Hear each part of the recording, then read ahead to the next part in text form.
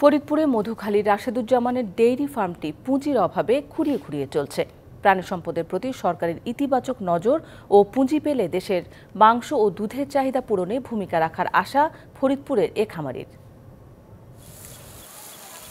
ফরিদপুরের মধুখালী উপজেলার নওপাড়া ইউনিয়নের উথলি আমডাঙ্গা গ্রামের সৌদি প্রবাসী রাশেদুজ্জামান 2010 সালে দেশে ফিরে পরিকল্পনা মোতাবেক 2014 সালের দিকে নিজ বাড়ির পাশে দুটি গাভী দিয়ে শুরু করেন খামারের।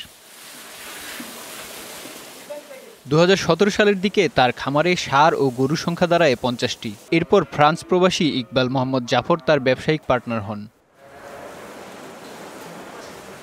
2018-19 সালে এই ফার্মে ষাঁড় ও গরুর সংখ্যা দাঁড়ায় 200। তবে করোনাকালে তা কমে হয়েছে 68টি গরু ও 12টির বকনা বাছুর। বাজারে দুধের দাম কম, অথচ গোখাদ্যের দাম বেশি হয় লোকসানে পড়তে হচ্ছে।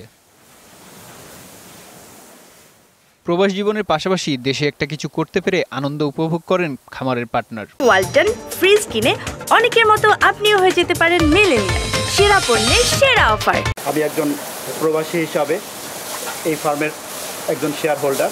প্রতি বছর এখান থেকে প্রচুর পরিমাণে সার আমরা কুরবানির ঈদে বাজারজাত করে থাকি। নানা প্রতিকূলতার মধ্যে ফার্মটি টিকিয়ে রাখতে হচ্ছে বলে জানান খামারি রাশেদুজ্জামান।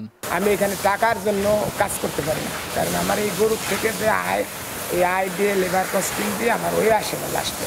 যা আমাদের দুধের বাজার ব্যবস্থাপনা একটা সিস্টেম করে দেওয়া উচিত, যাতে আমরা এটা সহজ উপায় বেছে দিতে পারি।